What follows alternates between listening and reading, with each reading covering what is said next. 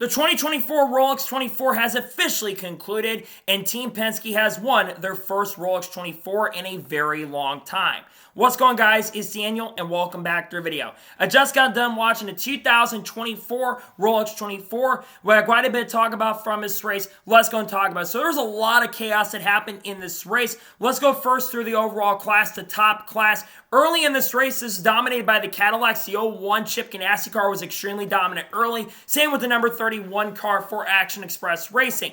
However, about 10 hours left in the race, unfortunately, the number 01 Chip Ganassi car had major problems and issues, and their race came to an end. Also, Wayne Taylor Racing, they had major problems, went over 100 laps down by the end of the race due to wiring issues, and they never able to get back in contention. Once all this happened, it became basically a two-horse race between the 7 car and the number 31 car for the overall win, because the Porsches, which were really fast, but not as good as the 31 car, they really came into play near the end of this race, and especially in the second half. The first half of the race is dominated by the number 31 in the 01, and the second half is dominated by the 7.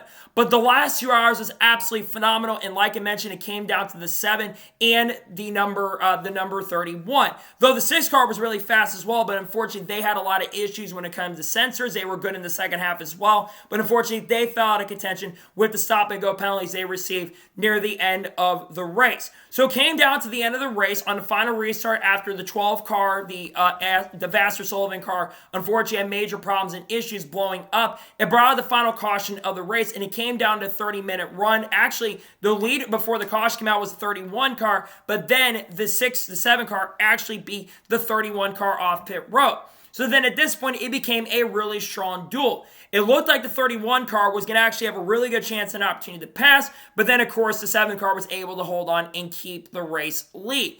Very phenomenal as it came what we thought was going to be the white flag. We were having some really good racing, and they actually were able to win the race a minute or two early because it called the race about a minute or two early as it crossed the checker flag, with Team Penske going on to pick up their first win since 1969.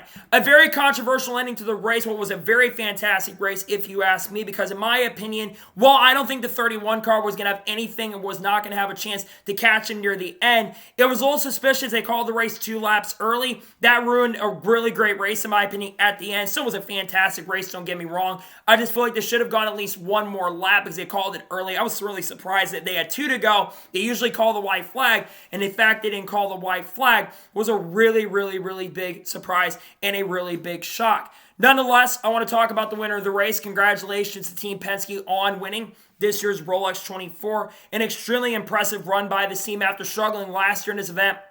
And just the last 12 months for this team was phenomenal, absolutely incredible. They won the Indy 500 with Joseph Newgarden, who also now has a Rolex 24 win. They've also, of course, won the NASCAR Cup Series championship with Ryan Blaney, and they've now won the Rolex 24 in a span of 12 months. And really, in the last couple of years, they also won the Daytona 500 with Austin Cindric. So nonetheless, massive congratulations, Team Penske, on winning the Rolex 24. They absolutely deserved it. They're really strong in the second half of the race. The only one that really could contend with the 31 car in the second half. Nonetheless, massive and huge congratulations to Felipe Nasr and the number 17 on picking up the victory. So let's talk about the other drivers. The 01, the 31 car for Tom Blomqvist. Tom Blomqvist put on a hell of a drive throughout this race. It looked like he was going to go 3 in a row near the end, but unfortunately they didn't have enough. They had a bad pit stop near the end to cost him a shot at the victory. Still, second place, a very fantastic run for Tom Blomqvist in a 31 team.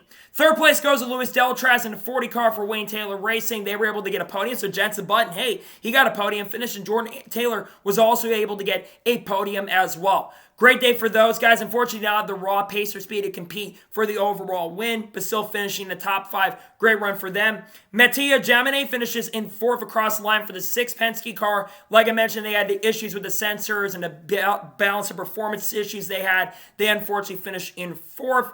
And in 5th place goes to Bruni, the 5 Porsche, but really had issues, never had the raw speed. Then Richard Westbrook in the 85 team, they finished 2 laps down.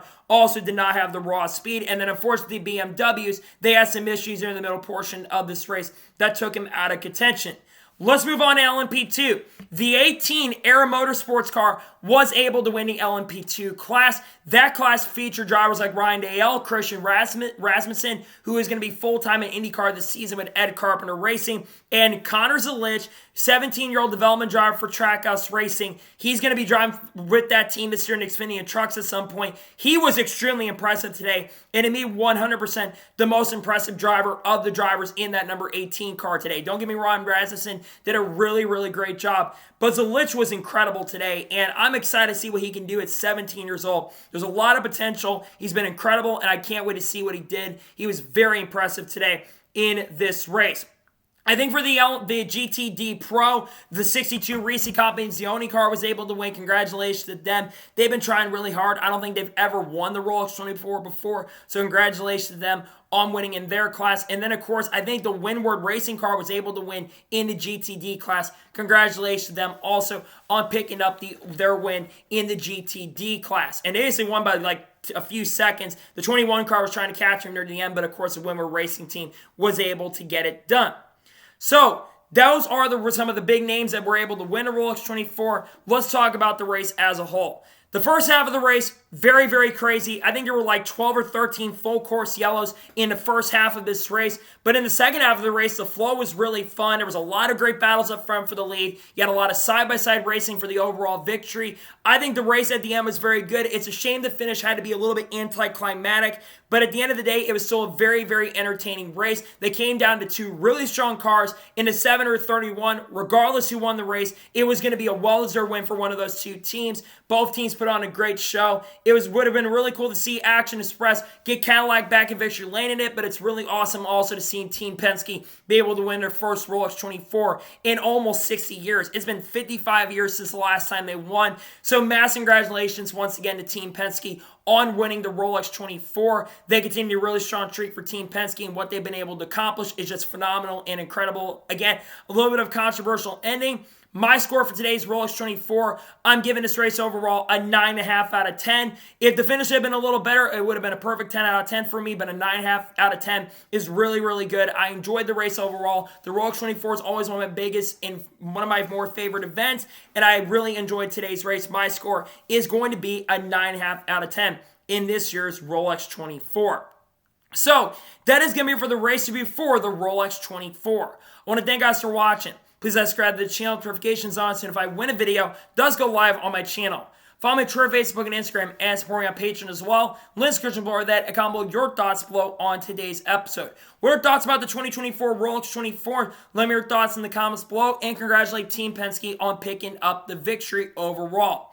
Tomorrow on the channel, there is going to be a silly season moves video talking about all the silly season moves that happened from 2023 to 2024. Tuesday morning likely will be a NASCAR news video on the channel, but also potentially an entry list video could come out. And there's a lot of great content dropping on this channel as we get close to the start of the season. As NASCAR is officially back this week, we've got race picks dropping on the channel for the Clash.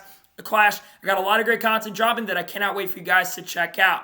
So anyways, like I said, I want to thank you guys for watching today's episode, and I'll see you guys next time for more great, awesome NASCAR content and other motorsports content on the channel like this. Take care, everybody.